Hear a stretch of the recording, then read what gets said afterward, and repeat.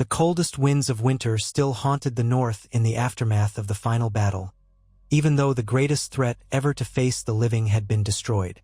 Where once the frozen tundra shook with the march of the dead, now it fell silent, revealing only churned soil and the half-buried remains of the fallen. Here, where the snowdrifts rose as high as a man's chest, a sense of solemn awe permeated the very air. Jon Targaryen stood upon a slight rise just south of the collapsed remnants of the old ice ramparts, staring at a vast expanse once occupied by countless whites. His breath curled into mist before his face, and though he felt the sting of old wounds, he pressed a gloved hand against his side and forced himself to inhale the crisp air. On the horizon, orange sunlight fought to penetrate a curtain of clouds. It was the first glimpse of unblemished sky many had seen in weeks. The war had ended, and the living had triumphed over the Night King, but the world still bore scars that might never fully heal. He turned to Arthur Dayne, who stood quietly nearby, a bandage wrapped around his right arm. The once legendary sword of the morning, now older and marked by the hardships of battle, still carried Dawn strapped across his back, a pale shimmer in the thin light. Though weary, the knight's eyes retained a measured vigilance, as though expecting some remnant of the walkers to spring up from beneath the snow. When he felt Jon's glance, he inclined his head, gray hair ruffled by the wind. The two men exchanged a mutual acknowledgement: gratitude for surviving, sorrow for those lost, and relief that the realm was no longer teetering at the edge of annihilation. Farther down the slope, Daenerys Targaryen stood wrapped in a thick white fur cloak, her silver-gold hair braided tightly. She surveyed the lines of survivors, Northmen, Dothraki, Unsullied, scattered Riverlands bannermen, and even a handful of free folk who had chosen to remain for the aftermath. In that motley collection of faces, she recognized the shape of a new Westeros, one not defined by old hatreds but forged in the desperate crucible of the recent war. Many gazed at her with an awe that transcended titles. They had seen her atop Drogon, unleashing fire against a legion of the undead. Some had believed the stories of Targaryen madness, or the untrustworthiness of foreigners, or the savage ways of the Dothraki. Yet now they stared at her as one who had risked everything to save them. Her own heart bore a heavy mixture of mourning and determination. She had lost Viserion to the Night King, only to watch his resurrected form fall once more to her living dragon's combined onslaught. Though the final confrontation had cost uncounted lives, she found solace in the knowledge that her child's tormented corpse no longer roamed the skies under that icy abomination's will. Holding the cloak tighter around her shoulders, Daenerys found her gaze drawn to Rhaegal and Drogon, both perched upon a damaged ridge at the perimeter of the battlefield. Rhaegal's wings were flecked with cuts and frost burns from the final clash, but he stood guard over his larger brother, who nursed a deep spear wound in his flank. They had survived, though battered and scarred, just as she had survived, along with Jon, Arthur Dayne, and the thousands who had formed the Alliance of the Living. A ragged cheer broke through the hush as groups of soldiers discovered more pockets of survivors buried in makeshift dugouts. Jon and Daenerys began walking down the slope, meeting among the swirling snow at the center of the newly erected war camp. Fires burned within hastily constructed pits, warming exhausted men and women who crouched with blankets drawn close to their chins. Grey Worm, stiff-backed despite a slash across his brow, directed Unsullied to distribute rations that remained in the supply wagons.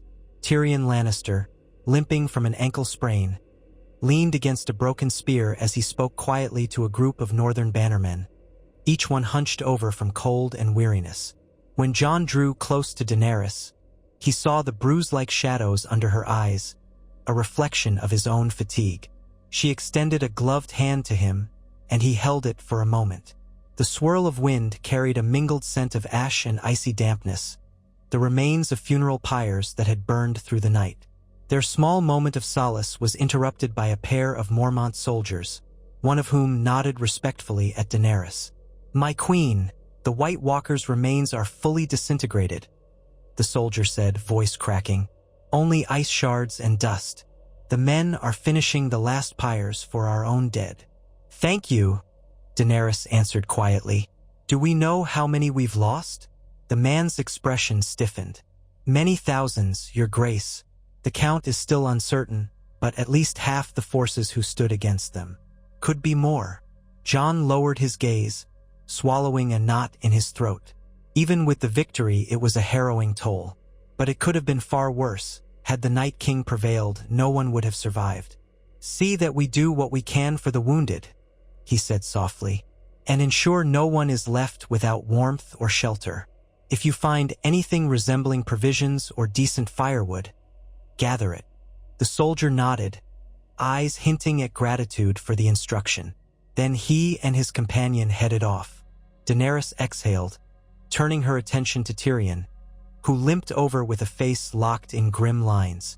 Although the cunning mind that once juggled the intrigues of King's Landing had served them well in orchestrating alliances, no strategy could fully stave off the horrors of war. Tyrion's left arm was wrapped in a sling, and a dried gash ran across his cheek. He offered a small bow. "Your graces," he muttered, wincing at the motion. "I wanted to inform you that I found Tormund Giantsbane with a group of free folk near the eastern edge of camp. They're half frozen, but alive. Is he all right?" Jon asked, voice tinged with concern. As well as can be expected for a man who single-handedly took down half a dozen whites with nothing but a pickaxe. Tyrion's lips quirked, almost forming a smile. "He's complaining about the cold, which we can take as a good sign. He mentioned that many free folk have retreated beyond the field, looking for shelter in the foothills. We'll need to consider how to integrate or resupply them, or we risk them perishing." Daenerys glanced around. "We must ensure no one is turned away. We may not have enough to feed them, but we can't abandon them either. Tyrion, coordinate with Grey Worm and the Northern Lords. Let them know we must unite in our relief efforts, for everyone." Tyrion gave a tired nod. "Of course, your grace." He cast a look toward the line of scraggly Dothraki picking through debris. "And the Dothraki? Many of them want to roam. They're uneasy with the idea of building new camps or staying in one's place. We might lose them if we don't offer them a path forward." Daenerys considered that, pressing her lips together. "They have fought bravely, far from their homeland. Let them ride if they wish, but I'd rather keep them close until we know what remains of Westeros's political landscape. In the meantime, remind them that they're free to choose their next course. I owe them that much." Jon sighed, feeling the weight of the realm pressing from all sides. "We should gather an assembly of all the leading captains, lords, and representatives. We'll plan a route south. The north is battered, and the folk here will need rebuilding, but we can't ignore the rest of the kingdom. Winter hasn't spared the other regions either." Tyrion bobbed his head once more, turning to carry out the orders. When he was gone, Jon and Daenerys exchanged a long look. "The dead are gone," she said softly, "but in many ways our tasks have just begun." The sky darkened with a gathering swirl of clouds, heralding another wave of snowfall. As the day wore on, the Allied camp bustled with quiet desperation. Funeral pyres were lit in careful intervals, casting flickers of light across the faces of those who stood vigil. People huddled around small fires, rationing the last of the dried meats and hardtack. Northerners, Dothraki, unsullied, riverlords, and free folk formed an uneasy tapestry of survivors, thrown together by necessity and overshadowed by shared grief. At intervals, distant roars signaled Rhaegal or Drogon shifting position, as though ensuring no threat remained. Late in the evening, Jon retreated to a battered command tent erected from mismatched bits of canvas. Inside, he found Arthur Dayne, Grey Worm, and a handful of lords from minor houses, House Serwyn, House Mormont, House Glover, leaning over a roughly sketched map. Bran Stark was not present, having remained at Winterfell for safety during the final clash, and Sansa and Arya had last been reported in the Riverlands. The North's leadership thus rested primarily with Jon and those bannermen who had pledged loyalty when the threat of the dead became undeniable. Daenerys joined them a moment later, accompanied by Missandei, who bore a stack of records detailing supply distribution. Arthur Dayne's voice was low but resonant. "We need to think about how we deploy our forces. The Night King is gone, so we don't face an immediate existential threat. But the realm is fragile. Cersei's location remains uncertain. We have heard no word of her armies, save that 2,000 Lannister infantry were supposedly marching north. They never arrived, either lost in the storms or recalled by her. Grey Worm's face hardened. If she betrayed us, she might hope the dead would kill us all, leaving her unchallenged. But now that we have survived, she could still be preparing an attack. Daenerys inclined her head. Precisely, and the Iron Throne, though hardly my foremost concern anymore, remains a symbol of power. If we allow Cersei or any other rival to exploit this post-war chaos, we risk plunging the realm into yet another conflict. Jon lifted his gaze from the map, raking a hand through his hair. We can't wage another massive war. Our men are exhausted, half our allies are wounded, and winter is upon us. We need time to heal, but it may be that we have no choice if Cersei makes a move. One of the northern lords, old and gray-faced, spoke up. We can't be sure the southern lords will welcome a Targaryen presence any more readily now than before. They might see you both as conquerors, albeit ones who saved the realm from the dead. Still, the memory of Robert's rebellion lingers, and southern alliances can be fickle. Daenerys gave a cool nod. I understand their hesitations, but we've proven our commitment to the living. If that is not enough, I will do what I must to ensure stability. Arthur Dayne flexed his injured arm carefully, wincing. There is another possibility. Perhaps the Southern Lords, seeing how you two overcame an impossible threat, might be inclined to negotiate.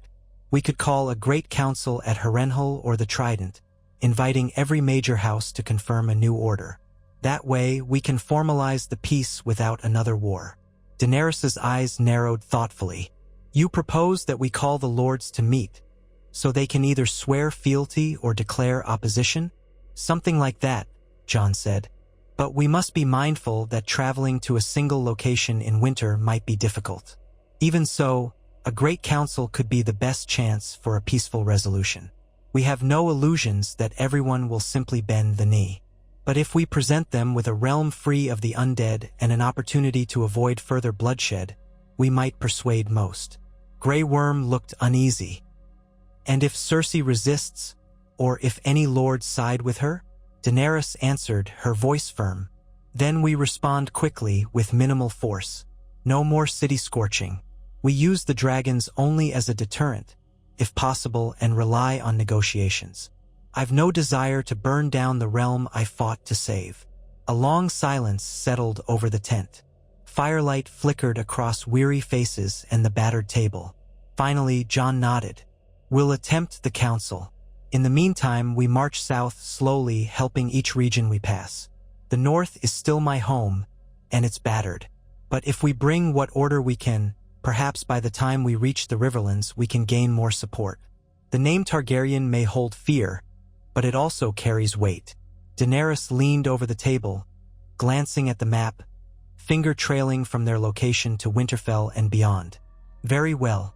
We'll spend a short time here ensuring survivors are safe, then move to Winterfell, gather more resources, and continue south. If the realm sees us aiding villages and caring for the wounded, it may sway hearts. And if not, at least our consciences will be clear. So the plan formed. The next day, the funerals continued, the final pyres burning away any last vestiges of the whites. With each pillar of smoke that rose into the sunless sky, men and women whispered prayers of gratitude or sorrow. Once the final duties at the battlefield were discharged and the wounded stabilized, Daenerys, Jon, and their battered armies began the slow trek to Winterfell. Northmen guided them along half-frozen roads, through drifting snowbanks.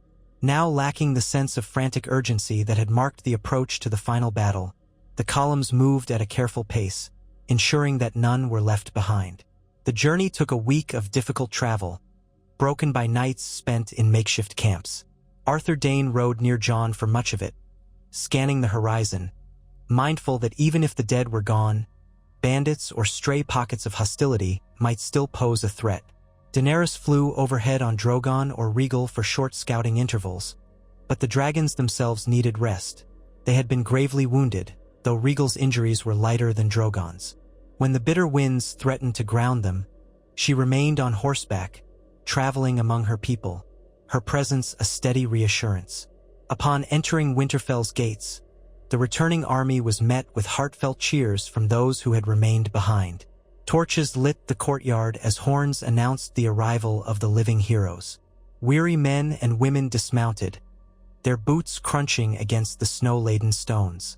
The battered battlements told the story of how the Boltons and subsequent upheavals had nearly ruined the fortress. Workers toiled even now, repairing walls and rebuilding the collapsed towers.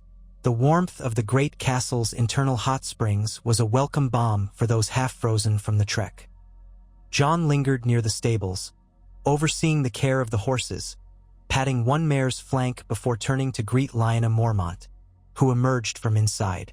The young lady of Bear Island wore a battered breastplate and still carried herself with fierce pride, despite a heavy limp. She met Jon's eyes. "Your Grace," she said gruffly.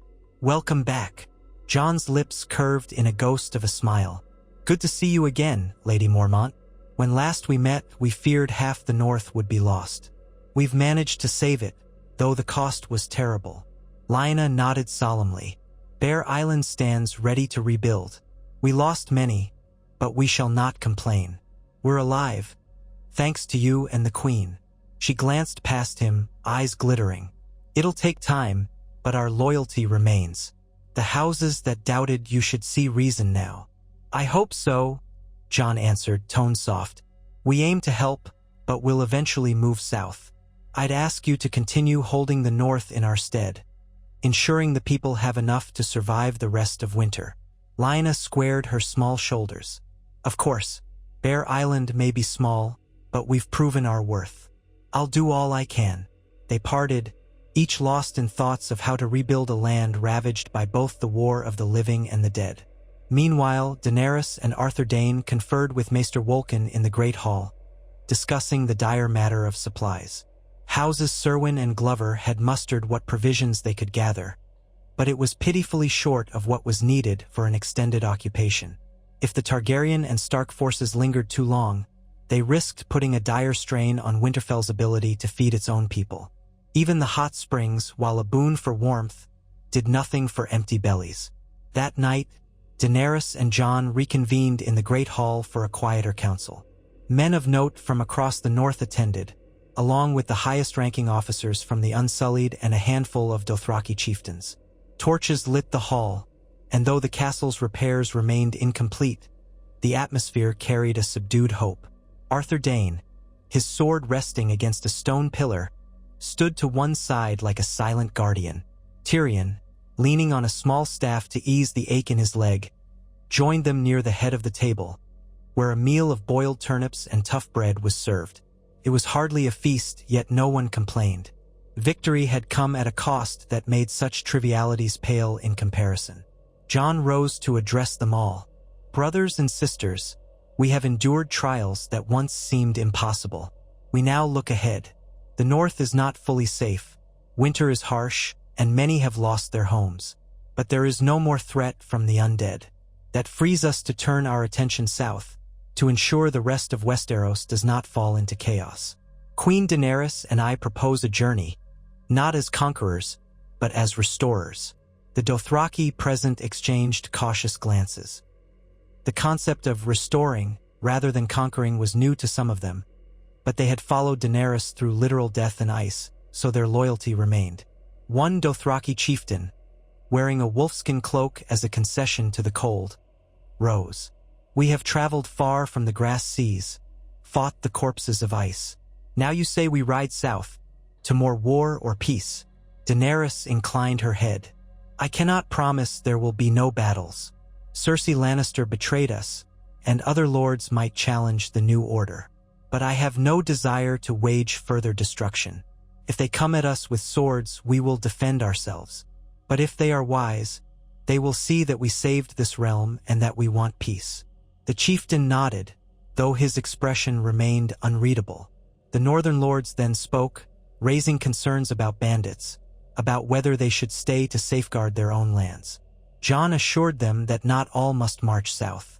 Any house that wished to remain for defense and rebuilding would be welcome to do so, as the realm's restoration would require strong leadership here. Grey Worm pointed out that the Unsullied could provide a disciplined corps of soldiers to protect Daenerys on the journey, while the Dothraki cavalry could scout. Meanwhile, many Northmen could remain to secure Winterfell and the outlying villages. As the night wore on, the plan crystallized. Daenerys would lead a moderate force south, with Jon at her side. The rest, northern lords, certain Dothraki, and a portion of Unsullied, would remain to safeguard the north and ensure no immediate famine or chaos overtook the battered region. Only once they stabilized each area they passed would they move further, possibly calling a great council if the major lords agreed.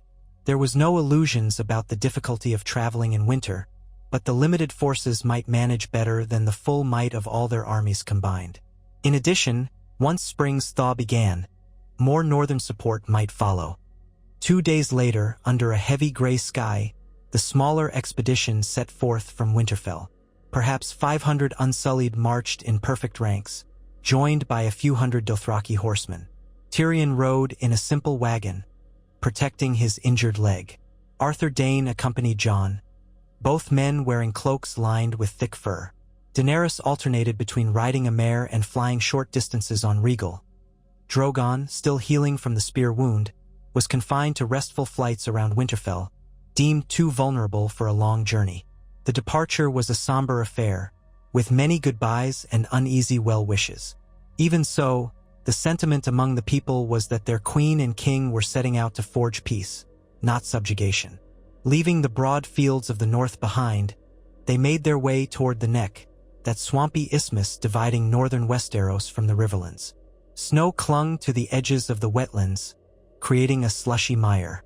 Word traveled ahead of them by Raven, announcing to the lords of the Riverlands, the Vale, and other regions that an important delegation was en route, calling for unity after the defeat of the White Walkers.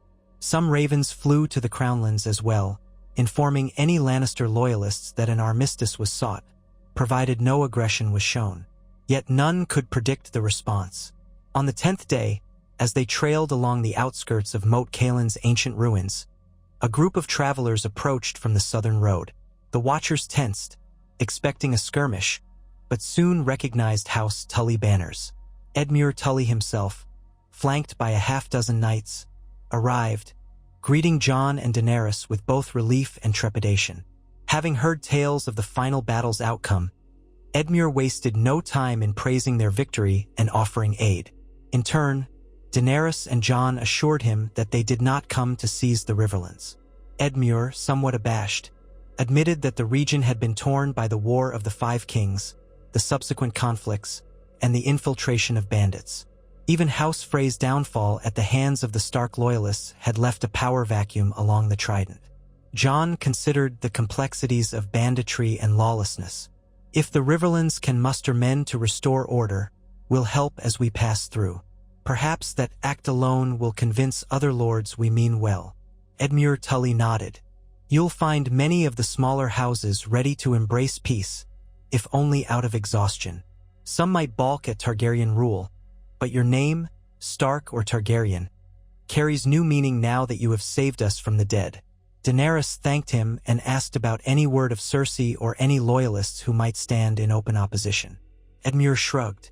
I've heard rumors that pockets of Lannister forces remain in the Westerlands, unsure whether they should still follow the queen who vanished.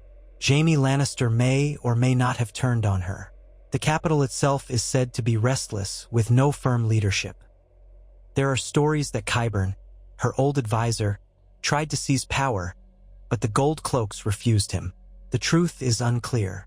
Hearing that, Tyrion's face twisted with concern. My sister was never one to fade quietly into the night. If she still lives, we cannot underestimate her. She might attempt to rally mercenaries from Essos or form pacts with any unscrupulous lords. Daenerys set her jaw. Then we must move decisively but carefully. We continue to the Riverlands, help quell any unrest, and see if we can coax the realm into a great council. If Cersei emerges to challenge us, we'll face her then. So they advanced, with Edmure Tully joining their ranks. Along the way, they cleared a nest of outlaws near an old watchtower, where a group of desperate men and women had resorted to raiding travelers. Instead of slaying them outright, Jon insisted they be given a chance to lay down arms and receive fair judgment. The outlaws, starving and ragged, surrendered when they realized the queen and king did not come to slaughter them. This act of measured mercy spread through the local villages, stirring hope that the new power could be neither weak nor needlessly cruel. Sometimes, Daenerys would circle overhead on Regal, scanning the countryside. When she landed in a hamlet to greet frightened villagers, her gentleness with the children, and the presence of a tamed dragon that did not burn the huts, won hearts more effectively than any royal decree. Meanwhile, Arthur Dayne quietly ensured that discipline remained tight among the Unsullied, and that the Dothraki did not revert to pillaging. His calm authority and legendary reputation silenced more than one would-be troublemaker. Of course, traveling through the bleak winter terrain remained treacherous, but at least they encountered no organized resistance. By the 20th day out of Winterfell, they reached the banks of the Trident, a broad river partially frozen in thick flows. Several riverlords came to greet them, among them members of House Bracken and House Blackwood, houses known for their deep-seated feud. Yet, in the face of the realm's changed circumstances, each had arrived to see if their rightful king and queen could bring about a new peace. A precarious truce formed, with men from both houses forming a caravan escort that guided Daenerys and Jon across the tricky river crossing. The scene itself, bitter rivals working together, felt like a testament to the unifying effect of the victory against the dead, or perhaps to the weariness that overshadowed old feuds. Days blurred into weeks, and the royal delegation found itself forging deeper into the riverlands, distributing small stores of grain to starving hamlets, punishing banditry when discovered, and persuading local lords to attend the proposed Great Council. The simple act of meeting hungry small folk, listening to their grievances, and offering tangible relief worked wonders for Daenerys' image. Tyrion often commented in half-jest that if she hadn't already saved the realm from an undead scourge, she now proved herself the most approachable monarch in living memory. Jon's presence, too, radiated a quiet authority that balanced Daenerys' fiery passion. Some who still clung to the old tales of the Mad King found their fears easing when they saw how the pair cooperated, upholding justice rather than tyranny. Word reached them that Jaime Lannister had seized control of King's Landing after discovering that Cersei had vanished, possibly fleeing for the Westerlands or even Essos. The city, battered by riots and short on resources, hovered on the brink of famine. Jaime had publicly denounced Cersei's betrayal of the alliance, claiming her disappearance was tantamount to abdication. He swore he would surrender the capital to Daenerys and Jon once they arrived, provided they guaranteed the city's safety. Rumors suggested Qyburn had been executed by an enraged mob or had fled, leaving Jaime as the only surviving Lannister of high rank in the Red Keep. Tyrion, upon hearing this, wore a complicated mix of relief and sadness. His brother's act of seizing power might prevent further bloodshed, yet the Lannisters' downfall was an inevitability that weighed heavily on him. Close to the city of Harrenhal, Daenerys suggested that they pause and consider whether it might serve as the site for the Great Council. The massive fortress, though partially in ruins, possessed enough space to host a large gathering of lords and ladies, if they dared travel in winter. The presence of ghosts and local legends about the castle's curse deterred some, yet its central position and size made it an appealing option. Arthur Dayne quietly recommended that they conduct a thorough inspection of Harrenhal's security first. Rumors of looters and lawless men abounded. Accordingly, the delegation reached Harrenhal one cold morning, the towers looming like jagged black teeth against a leaden sky. Steam rose in faint wisps from the watery moat. Inside the courtyard, they found a band of scrawny squatters who claimed to have lived in the fortress since the War of the Five Kings. Regal's arrival overhead scattered most of them in terror, but a few braver souls stayed, insisting they meant no harm. Daenerys dismounted, confronted them gently, and said that if they kept the castle in order and guided the expected guests, they might remain. The group, half-starved, seized upon the offered food and expressed gratitude. Thus, Harrenhal was, in effect, reclaimed as a royal holding, pending a final settlement of governance. During a brief council session in one of the fortress's less crumbled halls, Daenerys, Jon, Tyrion, and Arthur Dayne weighed the practicality of hosting a great council there. The winter storms showed no sign of abating, and travel remained dangerous. Many major lords might hesitate to come. Yet Harrenhal's location was central enough to encourage attendance from the Vale, the Westerlands, the Stormlands, and the Crownlands. Tyrion argued that if Jaime Lannister's hold on King's Landing was tenuous, having a secure neutral location might be best. After some debate, they agreed. Ravens would be sent across the realm, inviting every great house, from Dorne to the north, to gather in the early spring. This decision made, the delegation moved on, covering the last stretch toward King's Landing. The closer they came to the capital, the more they encountered refugees fleeing the city's shortages. Soldiers wearing the Lannister sigil on tattered cloaks appeared now and then, some in ragged shape, kneeling in submission as soon as they recognized the Targaryen banners. Daenerys and Jon did not punish them, instead offering a chance to join in the city's reformation if they swore loyalty. Many took the offer, having lost faith in Cersei's vanished leadership. A handful of unscrupulous mercenaries melted into the countryside, apparently unwilling to face any new regime. When at last the spires of King's Landing came into view, the entire column paused on a hill that overlooked the approach. Smoke clung to the skyline, presumably from thousands of hearth fires rather than warfare. The farmlands nearby looked barren in the harsh winter, dusted with snow that had fallen in drifts across neglected fields. Daenerys exhaled at the memory of her first arrival on these shores, determined to conquer the capital. Now, after so many tribulations, she returned not as a conqueror but as a liberator, or so she hoped. Grey Worm ordered the Unsullied to tighten formations, while the Dothraki scout outriders galloped ahead to ensure there were no hidden ambushes. They made camp near the Blackwater Rush for a night, while ravens flew to Jaime Lannister, announcing their arrival. Jaime responded by sending an escort under a white flag. The next morning, Daenerys and Jon led their forces through the same city gates that once braced for her invasion.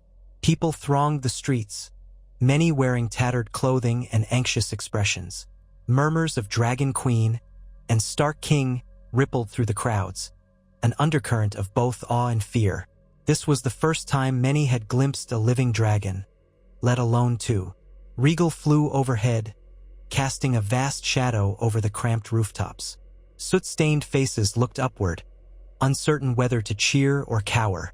Inside the city, tension built, but Jaime Lannister made sure his men stood down, forming a corridor of half-armored Lannister troops who watched the Targaryen host pass. Tyrion rode at Daenerys' side, noticing the hollow eyes of the small folk. Many had lost family to hunger or unrest. More than one face turned away, unwilling to put hope in yet another monarch. Others reached out, desperate for a morsel of bread or a sign that this new rule might be kinder. Daenerys' heart constricted at the sight. She and Jon had seen suffering in the Riverlands, but the capital's miseries were concentrated, a reminder of how swiftly tyranny or neglect could destroy lives.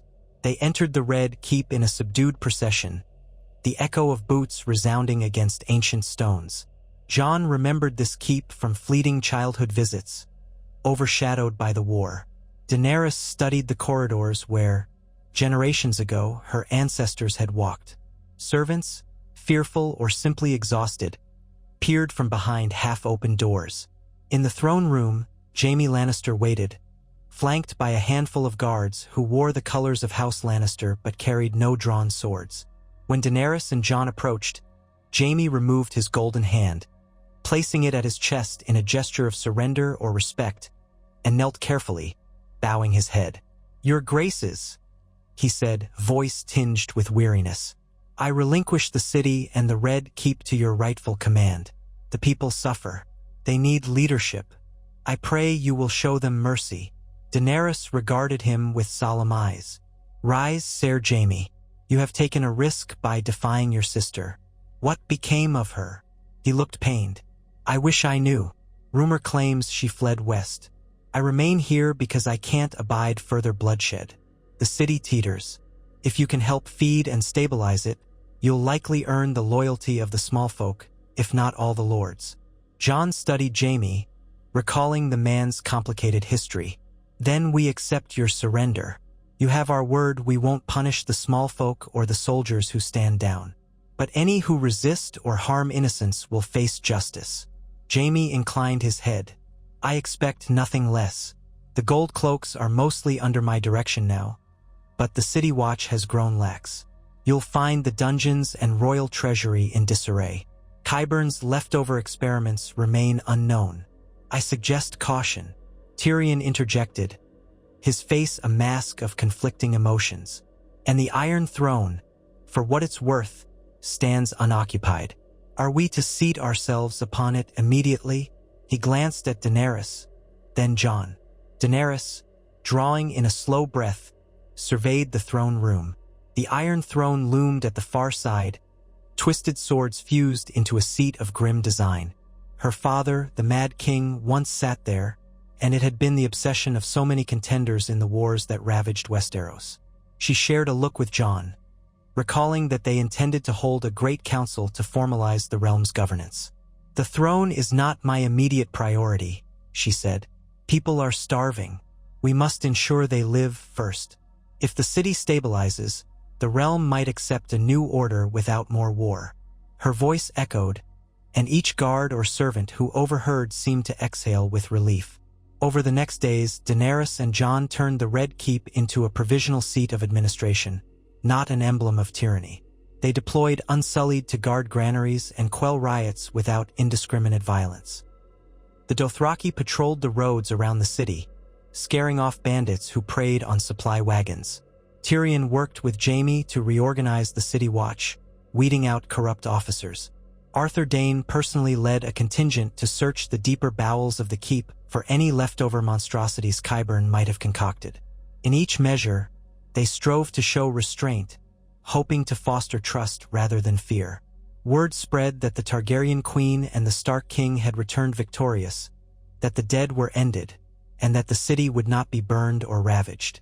Hungry crowds waited as grain shipments were distributed. Daenerys walked among them when possible, flanked by Grey Worm or other guards, but always unarmed, offering comfort and the promise of survival. Some jeered, venting years of frustration upon any who claimed power. Others wept in relief. Step by step, King's Landing began to settle, though the stain of old battles and trauma could not vanish overnight. A month passed, and the winter remained fierce, but the city's meager stores, along with new shipments from the Riverlands, kept people alive. Ravaged farmland outside King's Landing stood as a bleak reminder of the chaos that began when Cersei refused to join the war against the dead. Now, that farmland was being replanted or turned into carefully managed winter gardens under the supervision of local septas and maesters. Daenerys received occasional ravens from Winterfell reporting slow progress, but no major catastrophes. She also heard from Harrenhal, where a trickle of lords arrived despite the cold, intrigued by the prospect of a great council. The seeds of a new era were taking root. During the second month of their presence in the capital, a battered vessel docked in the Blackwater Bay, carrying half-frozen sailors who claimed to have encountered Euron Greyjoy.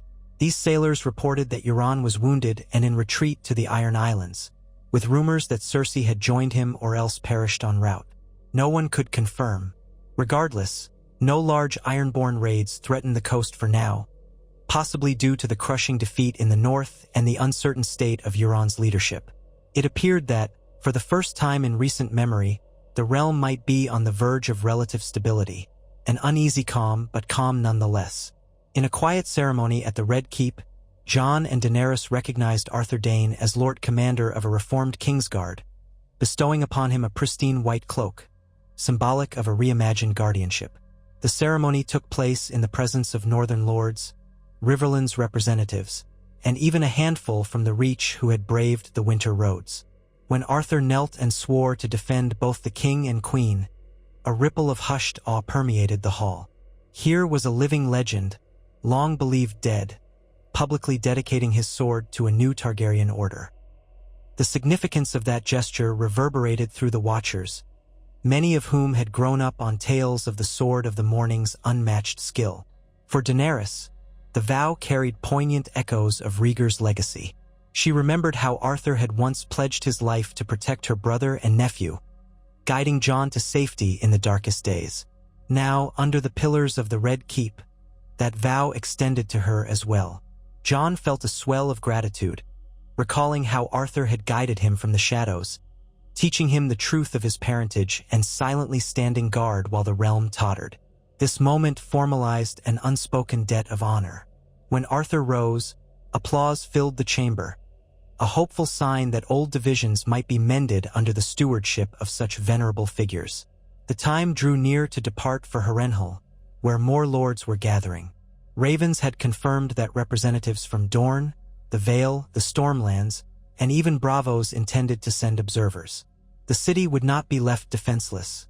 Grey Worm and half the Unsullied would remain in King's Landing, assisted by Jaime Lannister to keep order.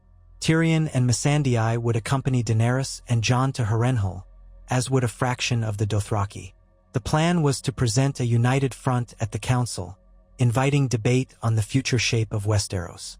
Would the Seven Kingdoms remain under one crown? Could the North remain autonomous? Did Dorne desire independence? All these questions merited open discussion. Daenerys was resolved that if an arrangement preventing further bloodshed could be reached, she would embrace it, even if that meant rethinking the old Targaryen traditions of absolute rule. Shortly before leaving, Daenerys walked the battlements of the Red Keep at dusk, accompanied by Jon. Lanterns glimmered along the city walls, and the air was cold enough to sting the lungs. She paused at a high vantage point, gazing down on the sprawl of King's Landing, a city still crammed with impoverished refugees and scarred by neglect. Jon joined her, also silent for a long moment, both remembering how their dream to defeat the dead had led them here, beyond all reason.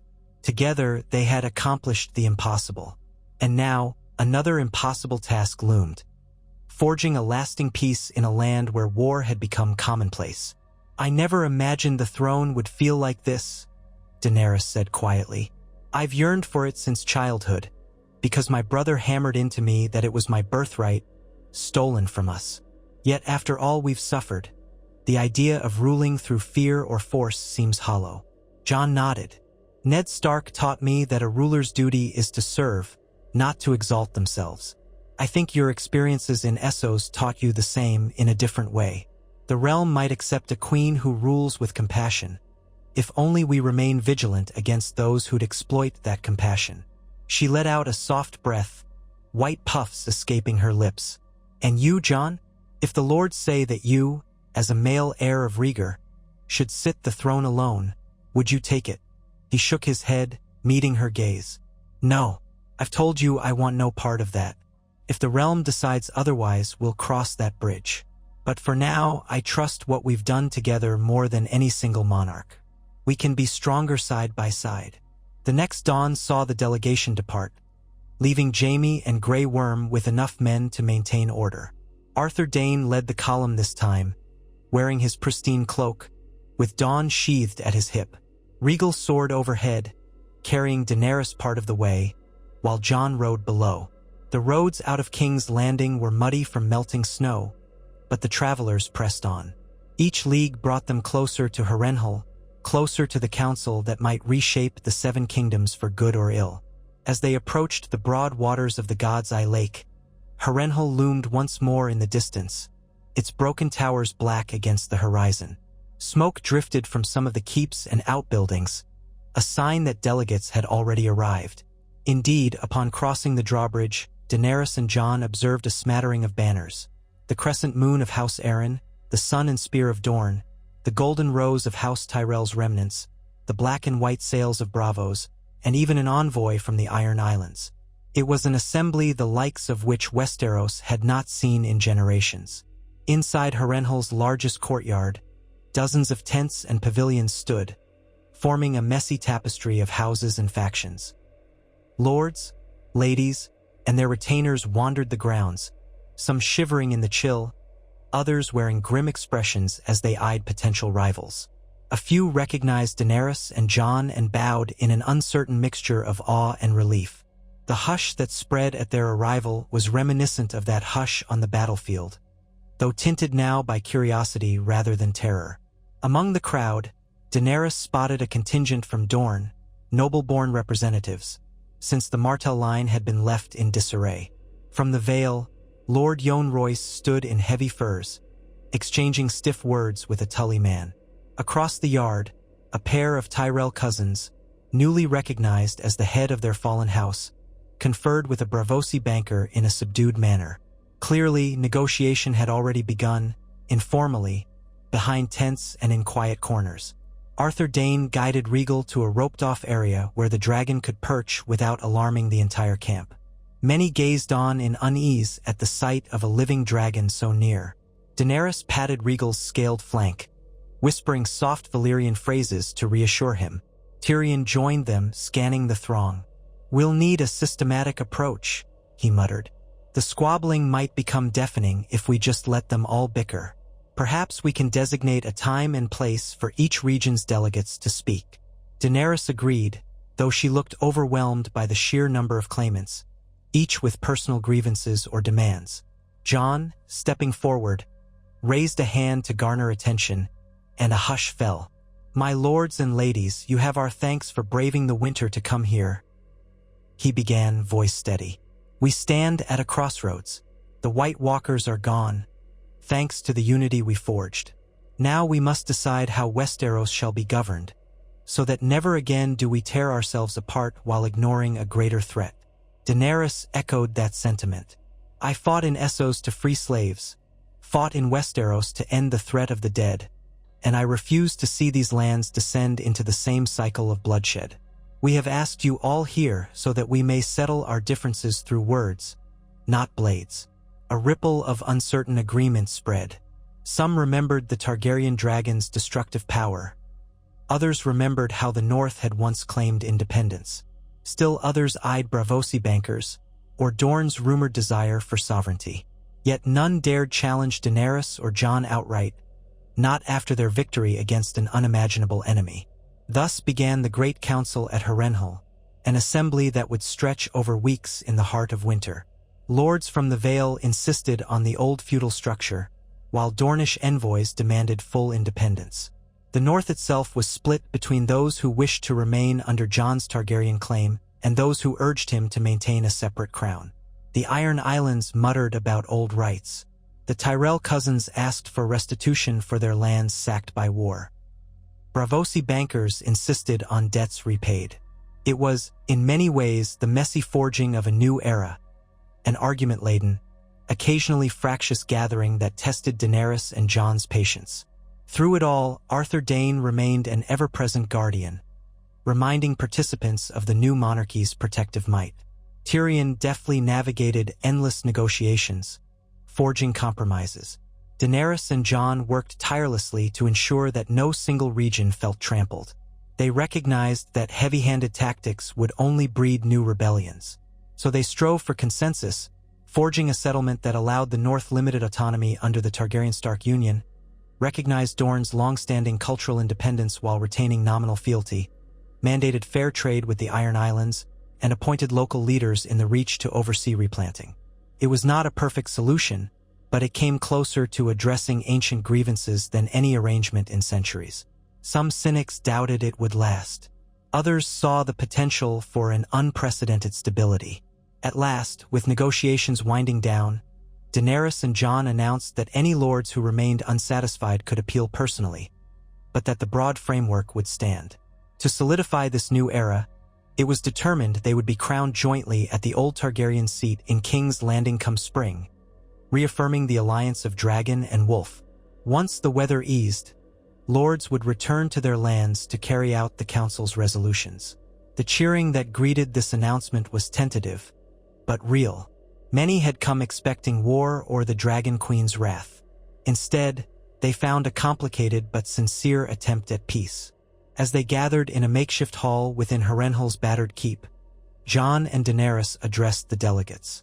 The assembled lords, ladies, bankers, knights, and envoys stood in a ring of flickering torchlight, breath steaming in the chilly gloom.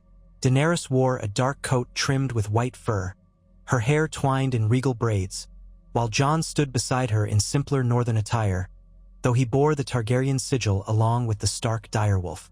Arthur Dayne, cloak shimmering, stood just behind them, dawn gleaming at his hip. Daenerys spoke first. "We have survived an enemy that threatened all life. That unity must not be squandered on petty quarrels. Though we respect each region's identity, we also stand committed to the idea that we share one realm, one land, and one people. My father's sins, the rebellions and wars, the dragonfire that once terrified Westeros. None of that can overshadow the new dawn we have earned with blood and sacrifice." Jon then added, "We do not stand before you as conquerors or tyrants. We are here to protect the living, to foster peace, and to ensure no house fears annihilation by a greater power. If any challenge arises, we will meet it with reason first, steel only if we must. The North, Dorne, the Vale, the Reach, the Iron Islands. Each must find its place under this arrangement. But we vow never to ignore your voices." A hush followed. Many delegates found themselves moved by the sincerity in both rulers' words. The gloom of Harrenhal's vaulted ceilings receded into the flicker of torches, as though the old castle itself leaned forward to witness this forging of history. Outside, the wind carried a faint moan, an echo of the curses that had plagued this fortress for so long. But inside, hope kindled in the hearts of a tired realm. When the final acclamations ended, the Great Council disbanded, sending its representatives back to their scattered corners of Westeros. Some left begrudgingly, uncertain if the settlement would last. Others departed with genuine optimism, pledging cooperation. Daenerys and Jon, exhausted but resolute, planned to return to King's Landing to formalize the crowning and begin the long work of rebuilding farmland, bridging animosities, and enacting the council's edicts. Weeks later, under a crisp spring sky, one that still held a lingering chill, they were crowned in a brief but poignant ceremony in the Red Keep's throne room. The city's inhabitants gathered in the outer wards, uncertain but curious. The surviving lords from the Great Council traveled in smaller retinues, braving the last dregs of winter.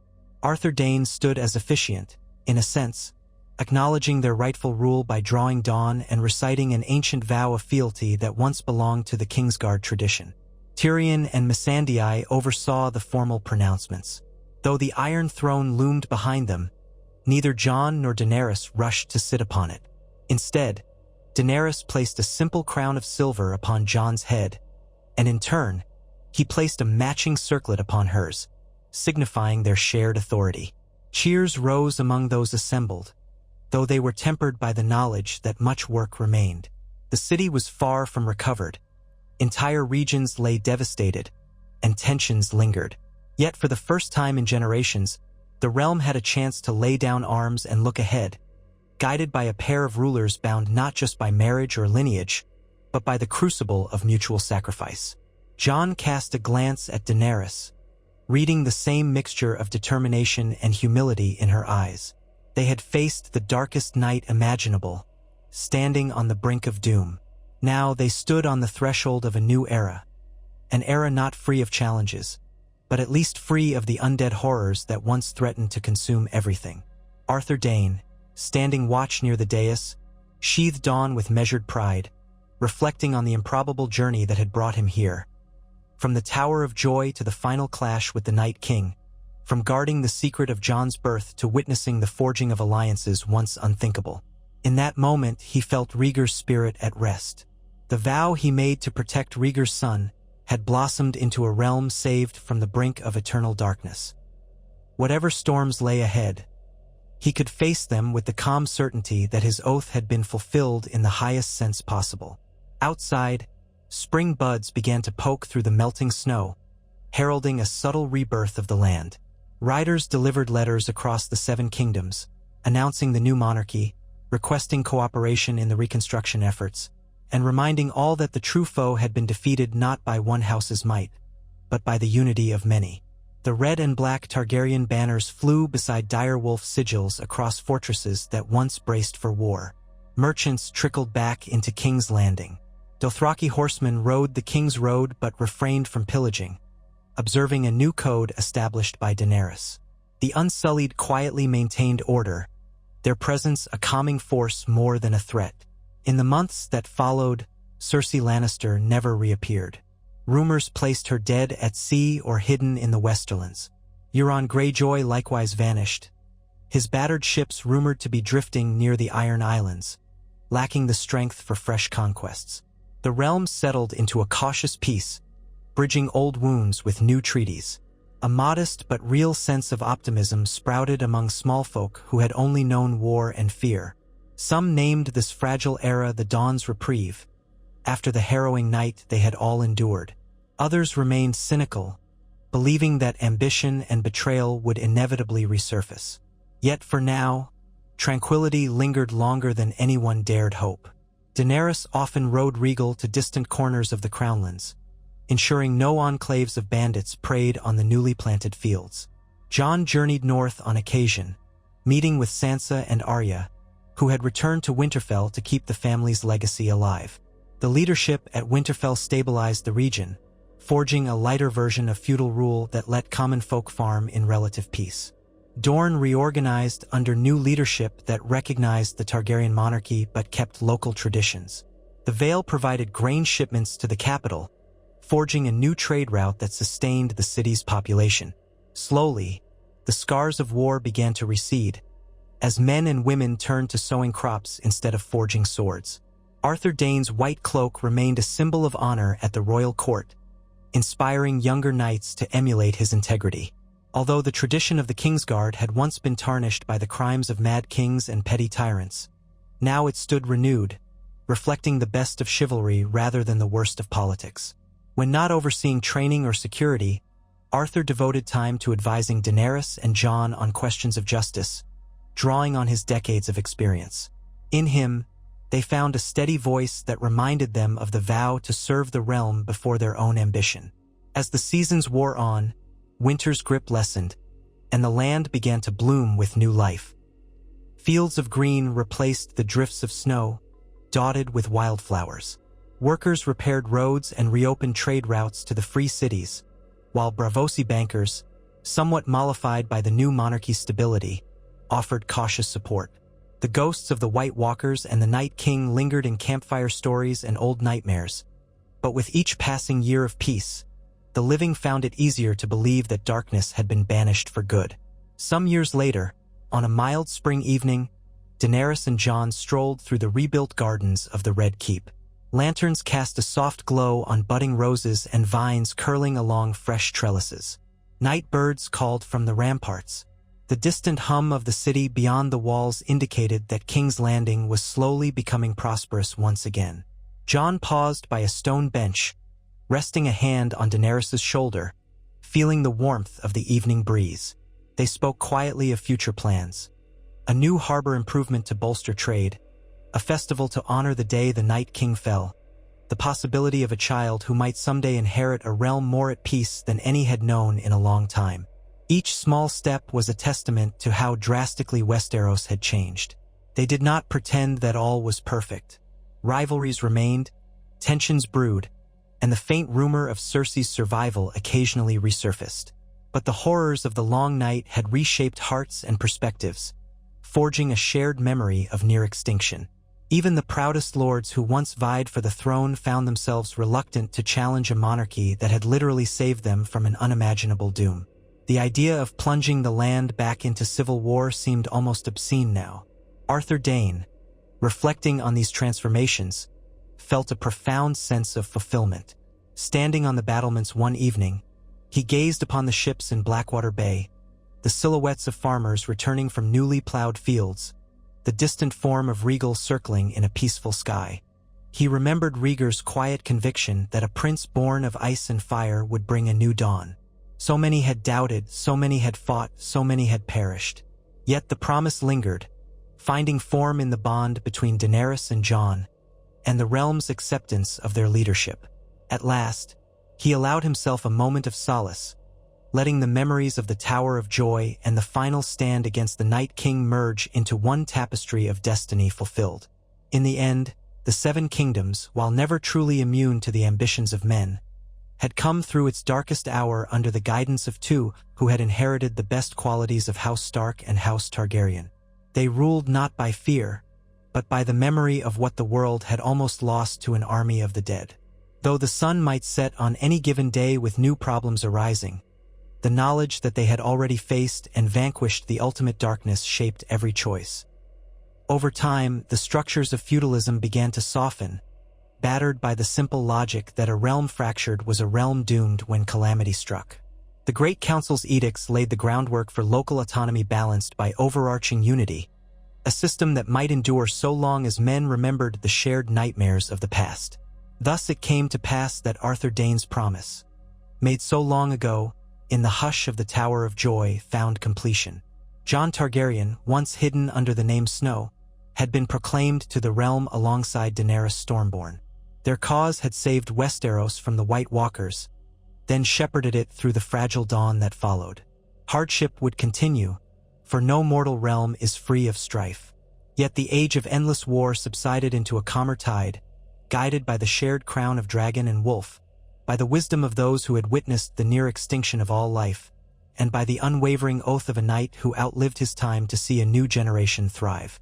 In that gentle twilight, as Daenerys and Jon walked side by side in the Red Keep's garden, the last rays of daylight painted the sky in streaks of gold and lavender. The soft hum of conversation drifted from the palace corridors, accompanied by the mild fragrance of blossoming flowers. No longer did the threat of undead overshadow the horizon. No longer did the banners of fractious lords threaten to tear the kingdom apart at every whim. Imperfect though it was, a measure of peace had been woven into the fabric of the land, secured by the crowning of the living after the Night King's defeat. And so the wheel did not merely break, but evolved, shaped by the unity of ice and fire.